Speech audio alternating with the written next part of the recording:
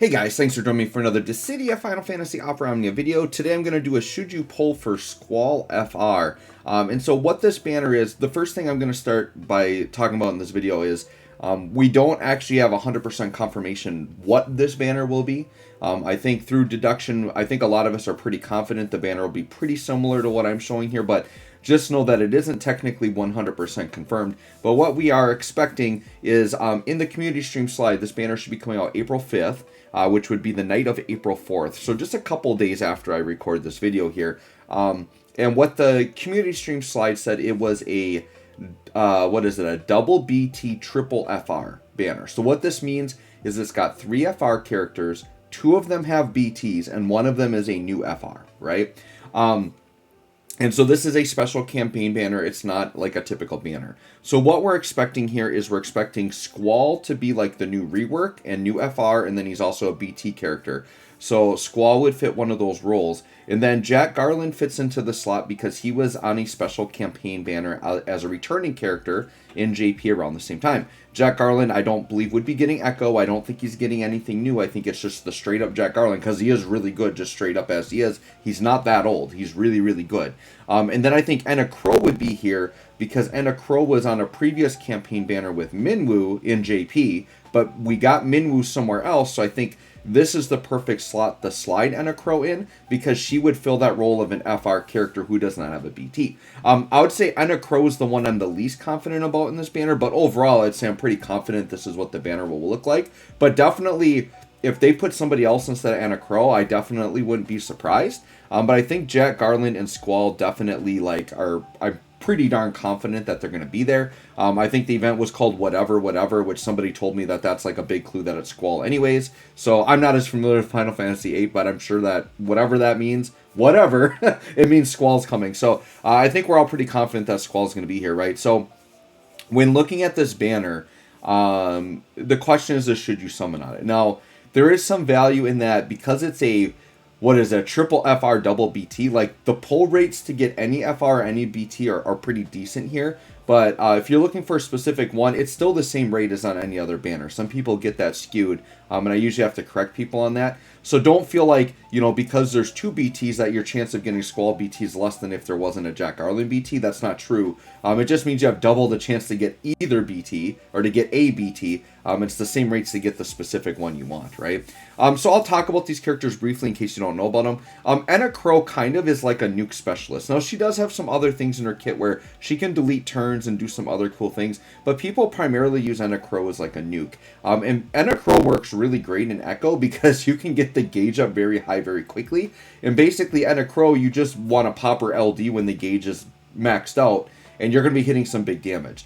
Depending on your setup, you're going to be hitting anywhere from 25 to 60 mil shots. I believe I did a video with Enna Crow when she first came out, and we did, I think it was the Spiritus tree, and I was hitting 40 to 60 mil per attack with Enna Crow. So she's just like a big time nuke character. I would consider her kind of a niche character for like players that like to do that. Now, you definitely can use Enna Crow traditionally, just throw her in a party. The thing with Enna Crow is she's a very selfish damage dealer. Like, she's not really going to do a lot for the team. She has some utility in terms of like her deletion, like a turn deletion, if you like that. But really, she's there just to be like a big nuke damage dealer, right? Then we have Jack Garland. Now, Jack Garland is still one of the best DPSs in the game. I would say his biggest weakness now is that he doesn't have Echo. But I talked about this before. You do not have to have Echo to be really good right now. I've demonstrated this plenty with Pinello, right? Now, the thing is if you're running Pinello and you're a Pinello player and you want to use Jack Garland, that means now you're giving up 2 out of your 3 Echo slots. You've only got 1 Echo character. You definitely can get by with 1 Echo character for sure. What I've seen on these fights, and I'm just curb stomping them like super easy, and I feel like I don't even have to Echo. Like, I could just be doing normal force times and probably get through them just fine. Now, as difficulty ramps up, you're probably going to feel more and more pressure to have more Echo on the team. So here's the thing with Jack Garland. If you're not familiar, he basically has a unique mechanic where he allows the enemy's brave to go to a negative value. So normally if you break an enemy, they're basically just at 0 brave. But he allows you to actually accumulate a negative brave value on the enemies. And if the enemies have a negative brave value, you deal more true HP damage based on that negative value, which is really good. It can really like increase the damage the entire party does. Jack Garland's, I think his two biggest weaknesses are this. One, he doesn't have Echo.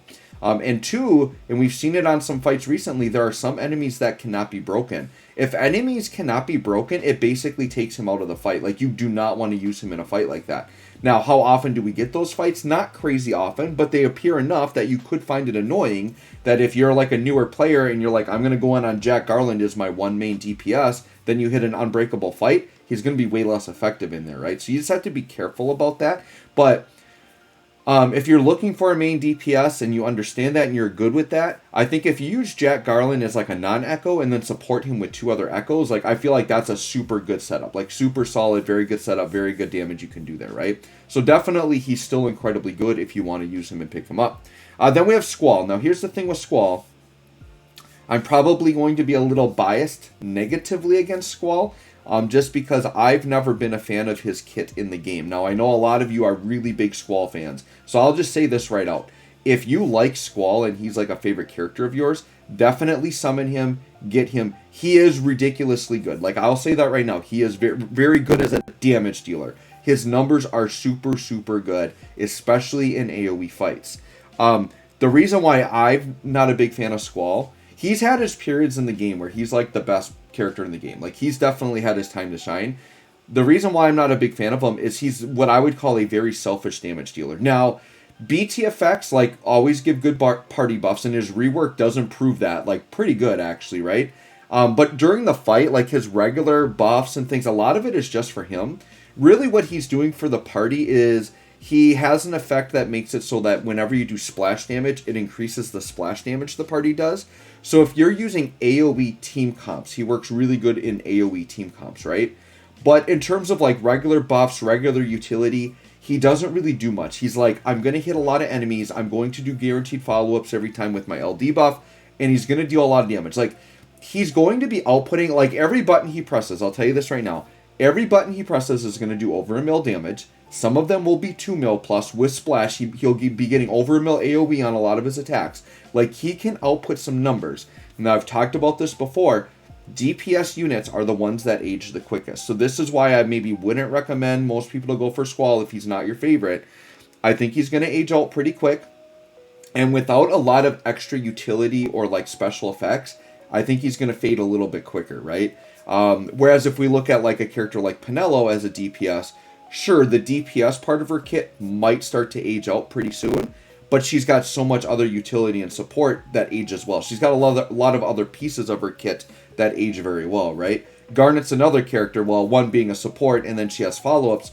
Follow-ups age really well. I would argue that a character like Seven actually might age better than Squall, because Seven's Bondage Whip, I feel like, is going to be a very useful ability, being able to have the follow-ups. We've seen this with Kayn. Kayn has aged incredibly well. Literally, since Kayn FR dropped, people have not stopped using this guy. Like, he has been usable the entirety of his existence as an FR character because his off-turn is so good, right? Squall doesn't really offer that, right? So, like, unless you're planning to ride Squall as, like, your main DPS and you're going to double support him, because that's really the way I would recommend. If you're going to run Squall, you need to double support him.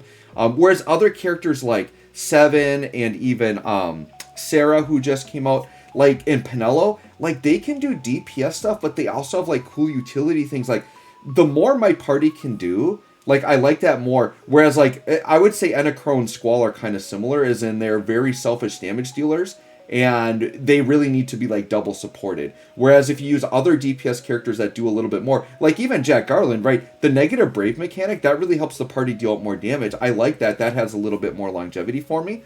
But Squall, like I said, his BT effect, I do believe it does increase the HP damage output by the party a lot more during the BT effect, so that does help, and he is going to help splash damage. So if you're using AoE teams, sure, he could be really good. So, are any of these units bad? Not really. This is a good value banner in terms that all 3 characters are very good, but the reason why I would advise you probably to skip this is there are way better things coming very soon.